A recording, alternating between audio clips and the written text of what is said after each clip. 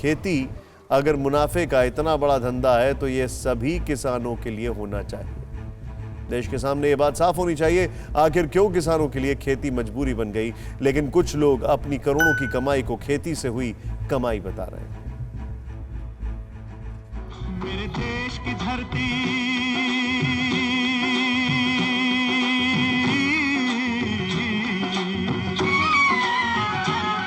मेरे देश की धरती सोना उगले उगले हीरे मोती, मेरे देश की धरती, मेरे देश की धरती। हरित क्रांति के जमाने में देश ने पहली बार इस गीत को सुना। उसके बाद किसानों की कई पीढ़ियां गुजर गईं।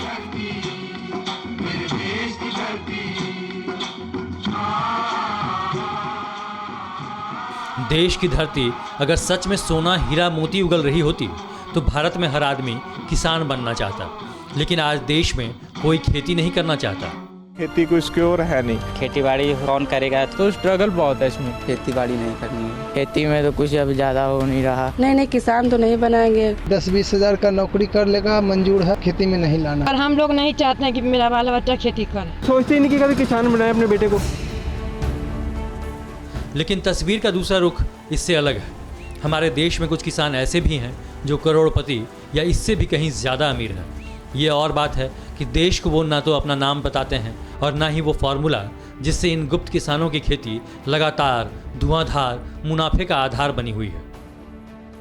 मिलिए पूर्व IRS अधिकारी विजय शर्मा से, जिनकी RTI से पता चला कि वर्ष 2011 में हमारे देश में खेती की कमाई का आंकड़ा 2000 लाख करोड़ रुपए तक पहुंच गया। आपको ये जानकर हैरानी होगी कि यह आंकड़ा देश की GDP यानी ग्रॉस डोमेस्टिक प्रोडक्ट का करीब 20 गुना है। लेकिन विजय शर्मा को आज तक ये नहीं पता चल पाया कि खेती से ये अद्भुत कमाई किन लोगों ने की और कहाँ गायब हैं ये किसान। ये वो लोग हैं जो अपने को किसान कहलाना चाहते हैं या अपने किसान कह रहे हैं, पर वो खेती नहीं कर रहे हैं, किसान है नहीं।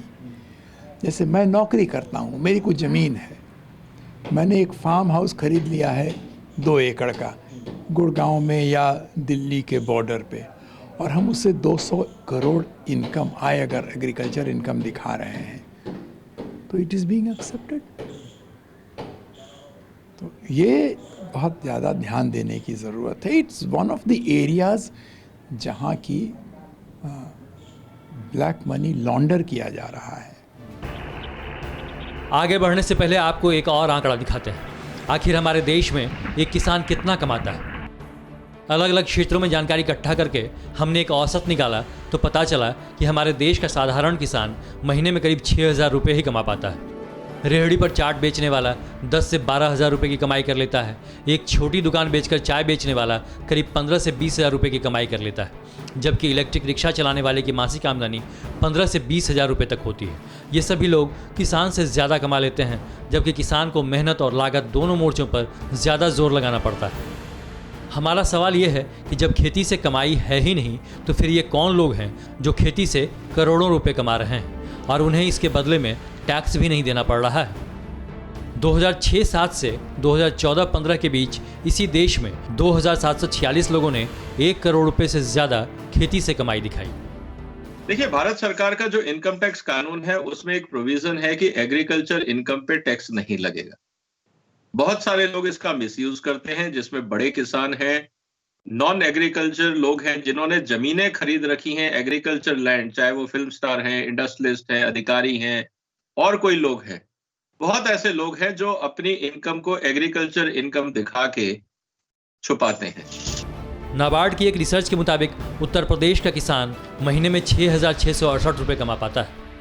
इसी तरह आंध्र प्रदेश के किसान की आमदनी 6,920 रुपये है। झारखंड का किसान औसतन 6,991 रुपये, बिहार का किसान 7,175 रुपये, त्रिपुरा का किसान 7,592 रुपये, ओडिशा का किसान 7,731 रुपये, पश्चिम बंगाल का किसान 7,756 रुपये, मध्य प्रदेश का किसान 7,919 रुपये, हरियाणा का किसान 18,496 रुपये और पंजाब का किसान हर महीने करीब 23,133 रुपये कमा लेता है। यानी एक तरफ वो किसान हैं जो खेतों को खून और पसीने से सींचकर भी आत्महत्या करने को मजबूर हैं, और दूसरी तरफ वो किसान हैं जो डिजाइनर हैं, जो छिपा हुआ है और हर साल टैक्स चुराकर अपनी तिजोरी भर रहा है। यानी वो किसान नहीं है, किसान का मुखौटा पहनकर आपसे छल कर रहा है। भारत के टैक्स लॉस के हिसाब से कृषि क्षेत्र से जो आय होती है वो माफ होती है, जिसको हम एग्जेम्प्ट इनकम कहते हैं। सेक्शन 10 के अंतर्गत ये इनकम एग्जेम्प्ट होती है। अब उसमें देखने वाली बात यह है कि जो बड़े किसान हैं, करीब 86% किसान यहाँ पर छोटी कैटेगरी का है। बाकी के जो 14% किसान हैं वो, और उसके अलावा जो व्यवसायिक हैं, मतलब जो लोग अपना बिजनेस करते हैं, जिनका अपना कोई और कामकाज है और साथ में उनको कृषि की आय भी है, वो लोग इस प्रावधान का ऐसा देखा गया है कि नाजायज फायदा उठाते हैं। कैसे उठाते हैं कि वो अपनी दूसरी इनकम को, जिसको हम काले से सफेद करना कहते हैं, ब्लैक से व्हाइट करना कहते हैं, उस काले से सफेद करने के लिए अपनी कृषि की आय दिखा लेते हैं। उसका तरीका यह है, कहीं पर 2 एकड़, 3 एकड़, 5 एकड़, 10 एकड़ जमीन खरीद ली, उस जमीन की आड़ में कुछ भी खेती दिखा दी, उस खेती दिखा के और अपनी जो उनके 2 नंबर का पैसा है या जो काला धन है उसको वो सफेद कर लेते हैं बिना उस पर टैक्स दिए। ऐसा मेरा अनुमान है कि करीब करीब 1500 करोड़ की ऐसी आय होती है जिसमें सरकार को करीब करीब 500 करोड़ का प्रति वर्ष जरूर इसमें नुकसान होता है। न्यूज़ टॉप 9 रोज सुबह 7 बजे और शाम 7 बजे सिर्फ TV9 भारतवर्ष पर।